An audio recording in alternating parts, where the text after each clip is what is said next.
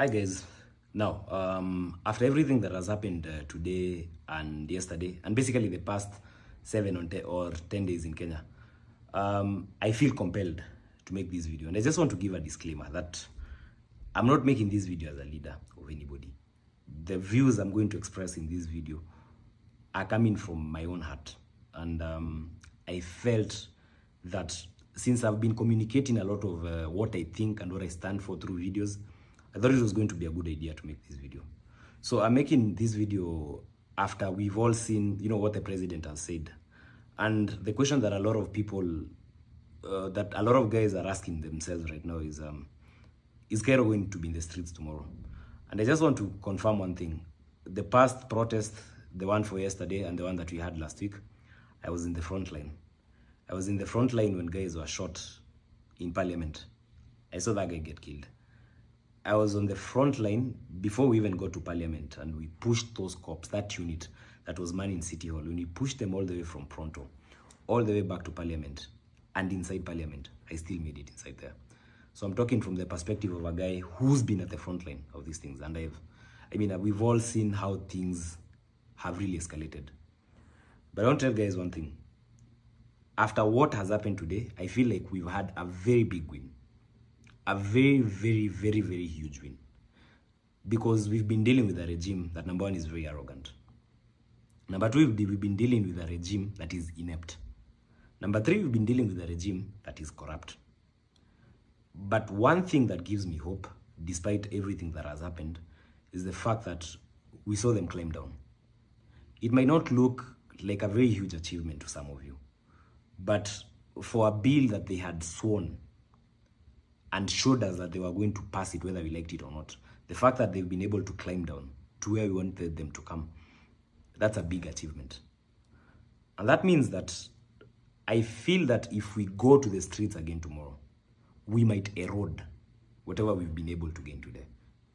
So, with the same conviction I had when I took this phone and I told people that I was going to be in the streets, when I took this phone and I went to the streets and filmed everything that was happening around me, is the same conviction I have inside me, that we should not go to the streets tomorrow.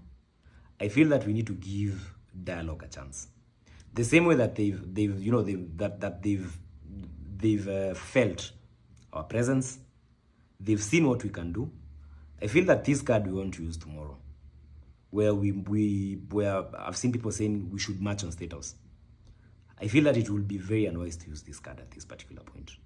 And I'm going to give two reasons why. The first reason is, assuming theoretically we had 1 million people, 2 million people, which I'm very sure we can get, and we march from State House tomorrow, and the president is forced to resign, it is not going to solve all of Kenya's problems magically. Remember, countries are governed based on systems. There's a judiciary system, there's a parliamentary system, and you have the executive. All these systems work in sync, and every time there's an upset, especially during elections or even military takeovers, a lot of instability follows. Instability which affects economies, and instability which can also bring bigger problems, as you've seen in countries like Sudan. So my appeal would be, since we have brought them to where we wanted them to come, let's give them a month. As the same Gen Zs, as this Gen Z movement has proved, it's very organic, nobody's funding it.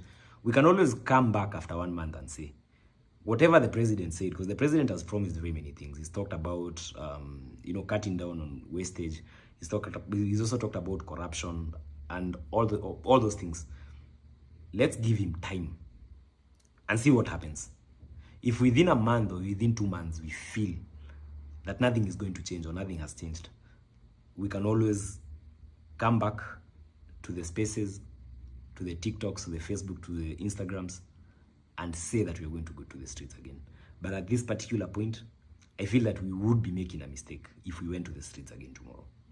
And this is not from a point of cowardice. This is from a point of patriotism. It's from a point of also looking at the bigger picture, which is basically the country. It's also a point of looking and appreciating that if we love our country, Kenya, then we should also not stand for anything that will bring instability to this country or even bring it down. So tomorrow you will not see me on the streets. I'm not going to tell people not to go to the streets. It's your own prerogative. But I feel that I owe the country an explanation if they don't see me on the streets tomorrow. So I will not be joining you in the streets tomorrow. If people go to the streets tomorrow and whatever happens again, as we have kept on saying, this movement does not have a leader.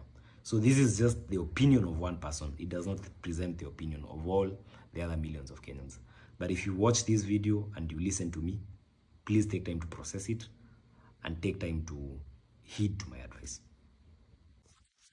I'm making this video addressed to the President of Kenya, William Ruto. Why is your government kidnapping people? What are you scared of? Ni nini mnaogopa? Why are you scared? Why are you kidnapping people? Why? Kenya is a democratic republic. We have a constitution. It is not a favor you're doing us. You asked for a mandate. I personally voted for you. Nilikupigia kura because you came and told us that you are saving the country. Now we are getting to a point where we simply go to the streets to demand for accountability. Now you're kidnapping people. Why are you kidnapping people? You're kidnapping doctors. Nini unatuuliza? Why are you kidnapping people? I hope you guys have seen the video. Shada na kidnapiwa kama mtu wa Al-Shabaab. Even Al-Shabaab people don't get kidnapped like this. Why are you kidnapping people? Why are you declaring war on us? What are you asking the youth of Kenya? Unatuonyesha nini? Why are you kidnapping us? Are you afraid of us? Are you afraid of us? Kenya is not owned by anybody. Kenya is not owned by William Ruto. Kenya is not owned by Farouk Kibet. Kenya is not owned by Murkomen. It is not owned by Shungwa. It is not owned by any of these people. This Kenya belongs to 57 million of us. And you cannot kidnap everyone. You cannot kidnap everyone. Nini unatuliza? Nini unatuliza? We're just going to the streets to demand for our rights.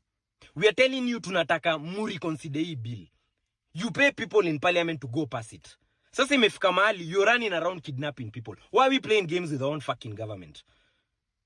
We pay taxes to this government. We don't pay taxes to be kidnapped. This is not a police state. What are you doing, bana? Nini unafanya? If you see this video, please make sure you come to the streets on Tuesday. Come to the streets on Tuesday. We need to show this man that we are not afraid.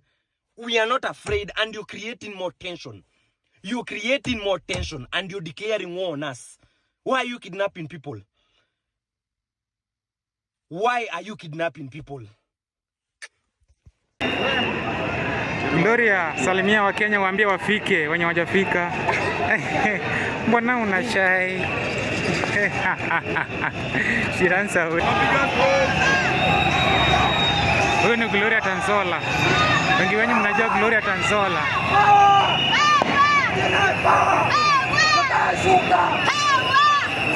Gloria Tanzola.